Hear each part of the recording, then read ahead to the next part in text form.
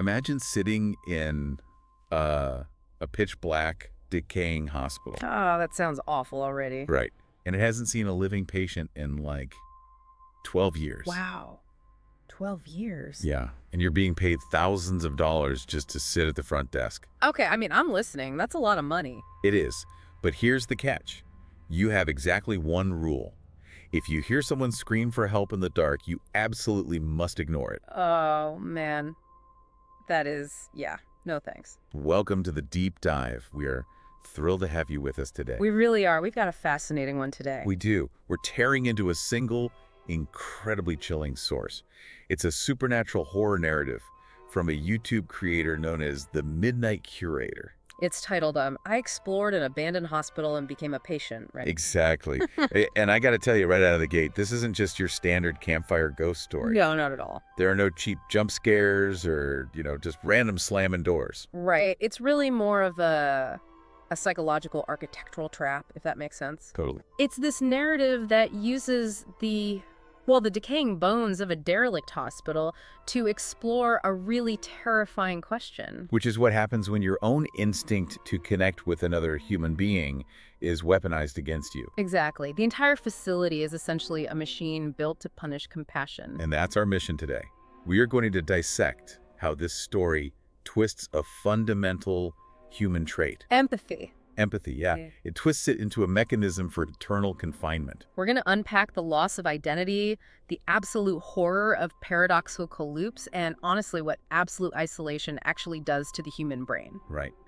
We want to understand how a seemingly perfect, low-effort job turns into an inescapable nightmare. And why any of us listening right now would probably fall into the exact same trap. Oh, I totally would. Okay, let's unpack this. We have to start with the setup. Yeah, setup is crucial. Because the sheer brilliance of this trap is how deceptively simple it looks from the outside. The parameters of this job are like your first massive red flag. Oh, for sure. Think about the physical space we're dealing with here. The hospital has been a complete shell for 12 years. A completely dead building. Right. No doctors, no patients, no administration, no power running to the medical equipment. Nothing. Yet someone is out there actively hiring a security guard to sit inside it. And paying them a ridiculous amount of money. Which makes no sense. Exactly. We're talking a paycheck that the source describes as far too large for a job that requires absolutely zero effort. I mean, you don't even have to do patrols. Right. You don't have to walk those pitch black hallways with a, flickering flashlight. There aren't even any security cameras to monitor. It's insane. The man who hands over the single key gives one rigid instruction. Just one. Stay at the front desk until dawn and, quote, if you hear a patient call, don't respond. That phrasing is so specific. It is. And to me, this feels exactly like a digital terms and conditions agreement. Oh, how do you mean? Like an app? Yeah, think about it. You download a new app or you sign up for some service, and the massive reward is right there in front of you. Right, you want the thing. You want the convenience, you want the fun, or in this guy's case, you really want that giant paycheck. So you just skim the bizarre rules. Exactly. No patrols, great. No cameras, even better. I can just watch movies on my phone all night. Exactly. And because the upfront reward is so shiny, you completely ignore the one incredibly sinister clause at the bottom. You just hit, I agree. Yeah, because human beings are, notoriously bad at evaluating long-term risk when there's a short-term payout. We really are. We commodify our own safety for convenience all the time. That's a great way to frame it. It's willful ignorance driven by incentive. Yeah. But I want to dig into that 12-year abandonment thing for a second. Please do. What does it mean for a massive structure to sit empty for over a decade, yet still have the operational budget and the apparatus to hire a human being? It's super suspicious. It tells us right away that this building operates entirely outside of normal economic reality. Right. It's not a piece of real estate. It's a predator. Oh, I like that. A predator. It's like a fisherman continuously casting a line into the world, and that massive paycheck is just the bait. And taking that bait creates this intense psychological bind, doesn't it? Absolutely. Like, if you're getting paid an exorbitant amount of money to do literally nothing, you feel this immense internal pressure to follow the one stupidly simple rule you were given. Right. You think, I owe them that much, I just need to sit here and be quiet. Yeah, you rationalize it. Exactly. But what's fascinating here is the surgical precision of that rule. The wording. Yeah, the wording. The employer doesn't say, if you hear a raccoon in the walls, ignore it. Right. Or if you hear the wind. They don't say, if you see an urban explorer breaking in, stay put. They explicitly say, if you hear a patient call, don't respond. A patient. Yes. In a place that has been a concrete tomb for over a decade. Right. By using that specific word, the employer is basically acknowledging the supernatural element as standard operating procedure. It's not a secret at all. No. They are openly telling the guard, the patients are still here. They are going to call for you. You must ignore them. Which puts just an unbearable psychological weight on the guard. I can't even imagine. Imagine being in that scenario. You know, you're bathed in the harsh artificial light of the front desk, staring out into these pitch black corridors. Just waiting. If your only job is to actively not respond to a patient calling out, your brain is instantly going to hyperfixate on the silence. It's the classic irony, right? Yeah, if I tell you not to think of a pink elephant, your brain instantly generates a pink elephant. Right. If I tell you to ignore the voices in the dark, your brain is going to spend all night aggressively scanning the silence. You're actively listening for your own doom. Exactly. And let's talk about the science of that silence for a second, because I think it's crucial here. Okay. Have you ever heard of the Ganzfeld effect? I have, yeah, but break it down for the listener. So the Ganzfeld effect is this phenomenon in psychology where your brain is starved of sensory input. Like total deprivation. Yeah. Like if you put ping pong ball halves over your eyes and listen to white noise, within minutes, your brain panics. Because it isn't receiving any data. Exactly. Yeah. So what does it do? It starts making things up. It hallucinates. You start having vivid audio and visual hallucinations. Your brain manufactures its own reality just to fill the void. That is wild. Now drop our guard into a 12-year empty hospital in the dead of night. Absolute sensory deprivation. His brain is already on the verge of creating noise just to survive the silence. Right. So I have to ask you, the listener, would you take a job that pays exceptionally well if the only requirement was to actively suppress your natural reactions to your environment? To force yourself to become as dead and unresponsive as the building around you. Exactly. It's a profound test of willpower that almost no one can pass. No way. The employer isn't really paying for a security guard. They're paying for a human anchor. Oh, that's a creepy way to put it. They're paying someone to sit on the edge of the abyss and refuse to look down. But human curiosity, coupled with that sensory starvation we just talked about, it makes failure almost inevitable. It does. A rule only matters when something pushes against it. And the hospital knows exactly when to push. It really does. Which brings us to the inciting incident. The trap doesn't spring right away. It lets him stew. It waits for a very specific time, 1:47 a.m. And that timing is incredibly deliberate. Really? Why 1.47? Well, people always talk about 3 a.m. being the witching hour, right? Yeah, constantly in horror movies. But 1:47 a.m. has its own distinct psychological weight for anyone who has actually worked a graveyard shift. Oh, interesting. It's the absolute peak of isolation, the initial adrenaline of starting the shift. That's gone. You're just crashing. Your circadian rhythm is crashing hard.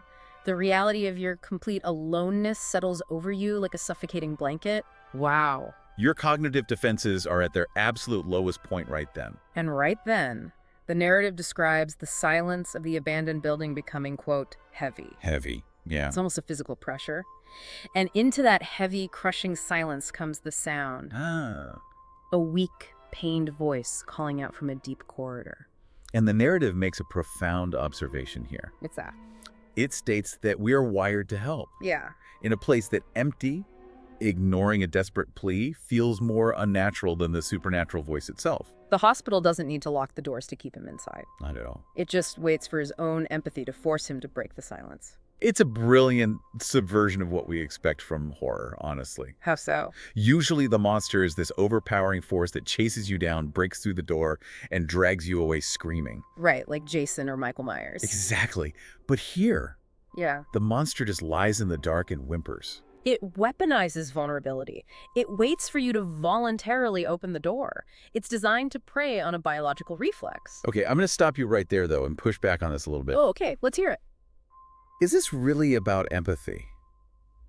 Or is it about exactly what we just talked about, the human mind's sheer inability to tolerate sensory deprivation? You think it's just the silence getting to him? I mean, think about it.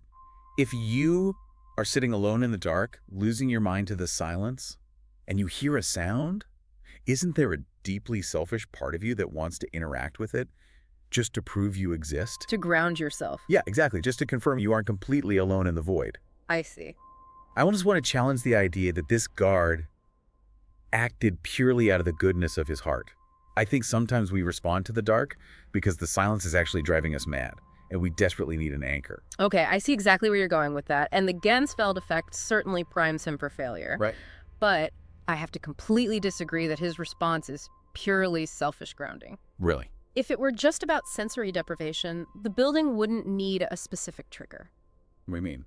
If the guard just wanted to break the silence, he could tap a pencil on the desk or yell, "Hey, who's there?" aggressively. Yeah, I guess that's true. He could shine a flashlight down the hall and assert dominance over the space. But the narrative explicitly focuses on the nature of the voice. It's weak. It's weak, it's pained, it claims it can't move. The trap requires the victim to believe they hold the power to relieve suffering. So you think it specifically requires a surrender of self-interest? Exactly. Look at the physical reaction described right before he breaks the rule. His hand shakes. Yeah, I remember that detail. Why is his hand shaking? That's not just fear of the dark. That is the physical manifestation of intense cognitive dissonance. Oh, let's define that for the listener, because it's a great concept. Cognitive dissonance is that incredibly uncomfortable feeling you get when you hold two conflicting beliefs or desires at the same time. Spot on. His intellect is screaming at him, "Remember the golden rule! You are making thousands of dollars to do nothing. Do not respond." But his instinct, his biological hardwiring as a social cooperative animal, sees a member of the tribe in distress. Exactly. The shaking hand is the friction between logic and compassion.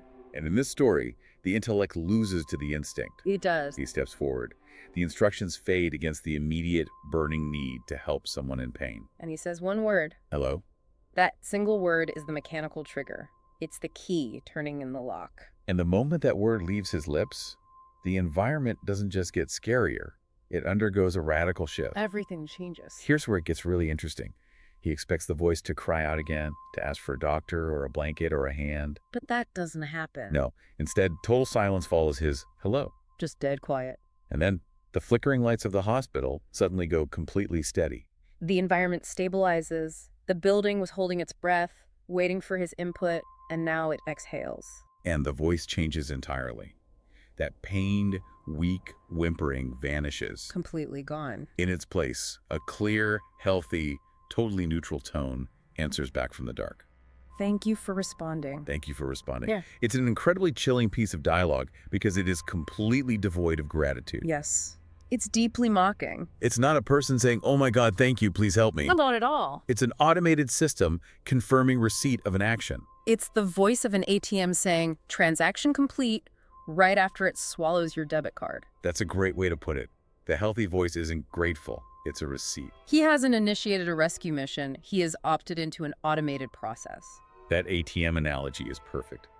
The supernatural is acting with the cold indifference of a machine. And immediately, the horror escalates from the psychological to the physical. We hear a new sound. Metal wheels grinding against the floor. What was that sound? A slow, heavy, rhythmic creak echoing through what the narrative describes as yellow halls. Okay, we have to talk about those yellow halls. Yeah, it's such a specific detail. There is something so visceral about that color choice. It's not pitch black, it's not sterile white, it's yellow. Right. It implies age, decay, thousands of nicotine stains, or like old linoleum that is oxidized over decades. It establishes the building not just as an empty space, but as a sick, decaying organism. Yellow is the color of jaundice. It's the color of infection. It visually reinforces that the hospital itself is a diseased entity. And out of those yellow halls rolls an empty hospital bed. No one is pushing it. It moves with a grinding inevitability and stops just inside the circle of light at the front desk. And on that bed is a breathing, sheet-covered shape. But the sheet is stained with patches of something dark and old. Dark and old. It's actively hunting fresh life, but it's covered in the rotting remnants of its past meals. By answering that first call, the guard didn't just break a rule. He invited the building to react to him. The empty halls are no longer a backdrop. And then the sheet slides back. This is the moment of the mirror revelation. It's a classic Gothic trope, the confrontation with the doppelganger, but executed here with brutal efficiency. The guard finds himself looking into his own face. But it's not just a clone. No. The figure on the bed is a gray, lifeless version of himself. It has a completely hollow gaze and a wide, frozen smile. Pure nightmare fuel. It really is. Because it triggers the uncanny valley. Oh, let's explain that. So for anyone unfamiliar, the uncanny valley is a concept in aesthetics and robotics. Right. When something looks almost exactly human but is off by just a few degrees, maybe the eyes don't blink right or the skin tone is too gray, it doesn't just look weird to us. It triggers deep evolutionary revulsion. Right, because historically, from an evolutionary standpoint, an almost human face meant someone was either severely diseased or a corpse. Our brains are hardwired to feel terror and disgust to protect us from pathogens. Exactly. So seeing his own face, gray and lifeless but wearing a frozen smile, triggers that ultimate pathogen avoidance reflex. And frozen smile is particularly disturbing. Oh, yeah. Because a smile is a social cue. We smile to put others at ease, to show we aren't a threat.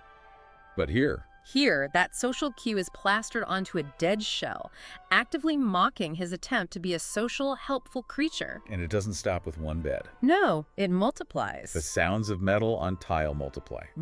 From every single corridor, dozens of other beds begin to roll forward into the light. Each one carrying another version of the guard. Some are sitting up, some are staring blankly at the ceiling, but all of them are wearing his face. And this is where the narrative drops a crucial, mind-bending piece of lore. It explains exactly what these clones are. Yes. It says every time he hesitated before the call, the hospital kept a record. I had to read that line 3 times, every time he hesitated. It's horrifying. The building isn't just duplicating his physical body through some generic ghost magic. It is harvesting his psychological micro-moments of weakness. Think about when he was sitting at the desk, his hand shaking, agonizing over whether to call out. Every microsecond of that internal debate, every fleeting thought of should I go help, that he almost acted upon, was physically manifested by the hospital. It's building a library of people. That phrase is haunting. A library catalogs information. It preserves it for reference. The hospital has absolutely no medical purpose anymore. It operates as an intake facility for lost souls, cataloging those who shouldn't be there. It has turned his own indecision into a physical population. You know what that reminds me of? What? It reminds me of algorithmic tracking in modern tech. Oh, wow. Yeah. Think about how a platform like TikTok or Instagram tracks not just what you click on, but your micro hesitations. Right. If you hover over a video for a quarter of a second longer than usual. The algorithm catalogs that hesitation and builds a psychological profile of your desires and weaknesses. That is so true. This haunted hospital is doing the exact same thing, but instead of feeding him targeted ads, it's feeding him physical manifestations of his own failed willpower. It is harvesting his data to build his prison. That is a brilliant modern parallel. The hospital is an algorithm of suffering. And it gets worse when you look at the physical layout. Yes, the map. The narrative mentions a diagram showing how every single path through these halls leads to the exact same destination, room 312. Which completely destroys the illusion of free will. Completely. If all paths lead to room 312, then the physical layout of the building is shifting and bending to ensure that no matter which way you run, no matter which wing you choose, you arrive at the same door. It's non-Euclidean geometry applied to human suffering. You think you're making choices, but the architecture itself is conspiring against your autonomy. It perfectly reflects his internal state. Yeah, he thought he had a choice to answer the call or not, but the clones proved that his capture was a statistical certainty. If he didn't answer this time, one of his hesitations eventually would have tipped the scales. He is quite literally surrounded by his own impending failures. Confronted by dozens of smiling, dead versions of himself, the guard is paralyzed. He is forced to experience the final stage of his admission. This trap isn't just holding him in the lobby, it is aggressively processing him. And the process moves with the cold, indifferent efficiency of hospital intake. Right. This is where the story shifts from a supernatural haunting into the horror of bureaucracy. Bureaucracy is terrifying on its own. It is. You can fight a monster with teeth and claws, but you cannot fight administrative paperwork. Which brings us to one of the most jarring moments in the story. His smartphone buzzes. A text message. In the middle of this impossible horror show, surrounded by clones and grinding metal beds, modern technology delivers the verdict. He looks at his screen and it reads, Patient registered, room assigned 312. his role has been officially reassigned by the system. He is no longer the employee. He has been reclassified. And his body instantly betrays him. His feet begin to move on their own. He tries to resist. He tries to grab the desk, but he is pulled backward. Away from the exit, down the yellow halls toward a dark door that swings open on its own. He is dragged into room 312. And the sensory details here shift entirely. The air is freezing. It smells intensely of dust and old medicine. The smell of stagnation. It's the olfactory signature of a place where time has stopped, but biological decay continues. It's the smell of a forgotten archive. There's a single bed in the center of the room. Next to it is an old CRT heart monitor. And on the screen is a flat green line, a continuous high-pitched flat line. And then he looks up and sees a cracked mirror on the wall. But the reflection is wrong. It doesn't show him standing there in his security uniform, looking horrified. The mirror shows him already lying in the hospital bed. His eyes are closed. He's wearing a faded gown, hooked up to the machines. The man standing in the room and the man flatlining on the bed are the exact same person. He realizes he isn't being admitted to a new ward. He is discovering that he never truly left the bed in the first place. This is a moment of profound existential terror. The cracked mirror completely shatters the linear timeline of the narrative. It really does. If we pause and analyze what this means for his reality, was he the patient all along? Did the night shift ever actually begin? It's terrifying because it breaks your foundational trust in your own consciousness. It's like when a computer experiences a fatal crash and suddenly reboots to your familiar desktop. Oh, that's a good comparison. For a split second, you have this false sense of security. You see your wallpaper, you see your icons, you think, oh, thank goodness my computer survived. But then you click a folder and realize every single file has been permanently overwritten. Exactly. The system was just showing you a picture of what used to be there to placate you while it finished wiping the hard drive. That's precisely what's happening. The entire scenario we've been following, the job offer, the massive paycheck, the front desk, the heavy silence, it implies that all of it might have just been a simulated reality. A hallucination. Specifically designed by the hospital to extract that one word from his brain. Hello. Once he said it, once he gave consent, the simulation ended. And the underlying reality of his eternal confinement in room 312 was revealed. And look at the numbers. Room 312. Wait. And we find out his admission time is exactly 3:12 a.m. The numbers represent the inescapable coordinates of his doom. They mirror each other perfectly. Space and time lock together to pin him to that exact, unavoidable location in the universe. He isn't just in a room. The room and the time are identical concepts. He is trapped in a singularity of suffering.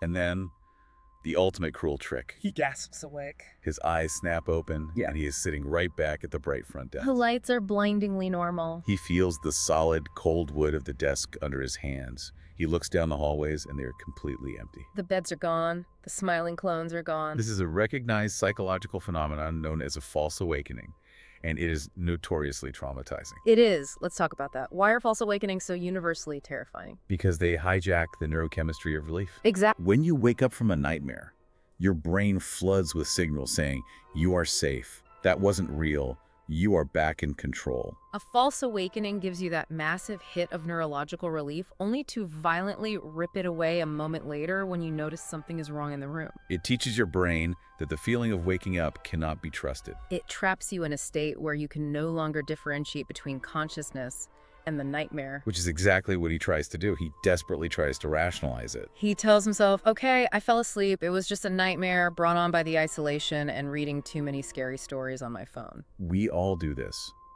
When faced with something impossible and terrifying, our brains scramble to construct a rational, mundane explanation to protect our sanity. But the hospital refuses to allow him that comfort.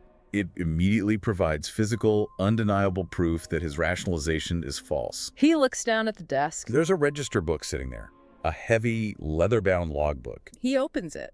And this is the moment my blood ran completely cold reading this. It's the worst part. Every single line, on every single page of this massive book, is filled with his own name, written over and over again. But it's not typed. It is in his own handwriting. And at the bottom of the very last page, the ink still wet, is a fresh entry.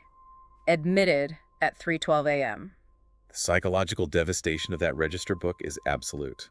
Think about what it implies. Seeing your own handwriting, filling hundreds of pages, proves that this isn't your first time experiencing this cycle. It means you have been here, sitting at this desk, listening to that voice and failing this exact same test over and over and over again. Your entire identity, your entire history has been consumed by the bureaucracy of this facility. You are the only entry in the ledger. I want you, listening right now, to really put yourself in that chair. Just imagine it. Consider the sheer terror of doubting your own physical reality. Right. What if the life you are experiencing right now, the car you're driving, the room you are sitting in, the deep dive you are listening to, is just a complex hallucination designed to keep your mind occupied? What if your real self is actually trapped somewhere else, hooked up to machines in a dusty room, flatlining in the dark? That is the specific, lingering paranoia this narrative evokes. It doesn't just scare you, it weaponizes your trust in your own senses. It completely erodes the boundary between the self and the environment. He is no longer an individual occupying a space.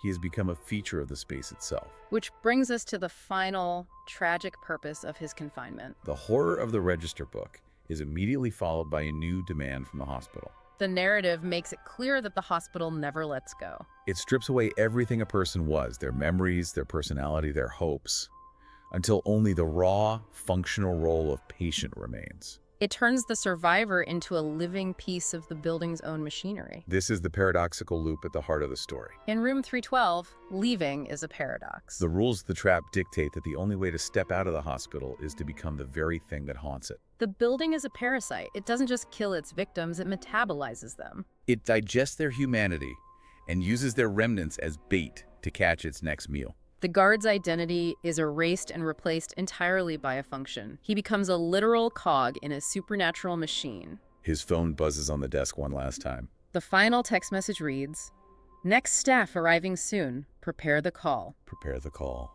Again, we see the language of middle management applied to a fate worse than death. It treats the extraction of human suffering as a scheduled operational task. It is chillingly mundane. The hospital is basically saying, your shift is starting. Outside the glass doors, he hears the sound of footsteps approaching the entrance. A new guard, fresh, unaware, probably excited about the massive paycheck, walking toward the door to begin their night shift. And the guard at the desk, our protagonist, feels his jaw unhinge. His mouth opens completely against his will. It's the total loss of bodily autonomy. He is a meat puppet now. His voice comes out. It's weak, it's broken, it's desperate, and it drifts down the hallway toward the new arrival. He calls out, "Hello, is anyone there?" So what does this all actually mean? I want your take on this. Okay. When he makes that final call, is there any humanity left in him? Is a tiny part of him actually trying to warn the new arrival by breaking the silence early, hoping to scare them away before they sit down? Or is he entirely subjugated by the hospital's will, forced to be the very lure that destroyed him? Exactly. What do you think? That is the ultimate tragedy of the story, because his intent no longer matters. Really? The outcome is identical either way. How so? Whether he is crying out in genuine, desperate agony, hoping to warn the new guard, or whether the building is merely forcing air through his paralyzed vocal cords to mimic suffering, the sound produced is the exact stimulus required to trigger the next victim's empathy. Wow. His suffering has been perfectly commodified. The hospital doesn't care if he's trying to help. It uses his attempt to help as the weapon. He looks up at the clock on the wall above the desk. The glass is cracked, and the hands are frozen in place. The narrative tells us that no matter how much time passes in the outside world, inside those walls, it will always be 3.12. Time has lost all meaning. 3.12 isn't just a time on a clock anymore. No, it is a geographic location, it is an administrative status, and it is a state of perpetual agony. It is endless repetition. Have you ever experienced time dilation during a traumatic event?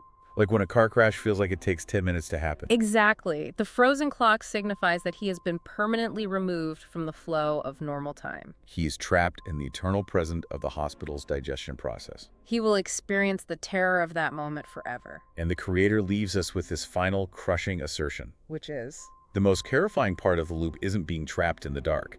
It's the exact moment you realize you have already become the voice in the dark. You are now the monster hunting the next person who dares to answer. That is the ultimate violation of the self. The hospital doesn't just take your life, it forces you to become complicit in the taking of others. It forces you to violate your own core values. The empathy that brought you down is now the very weapon you wield against the next innocent person. You are forced to pass the trauma on. It really makes you wonder about the perspective of that new guard walking in the door. Oh man, yeah.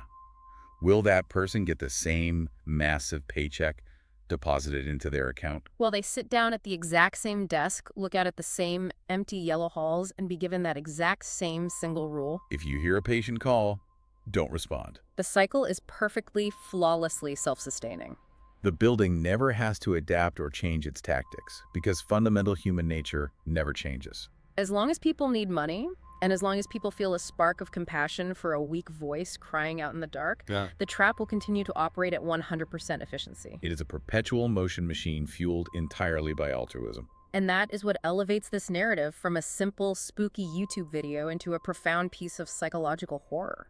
It suggests that our best, most redeeming qualities are actually our greatest vulnerabilities. It turns the very concept of goodness into a fatal flaw. We have covered a massive amount of ground today. We really have.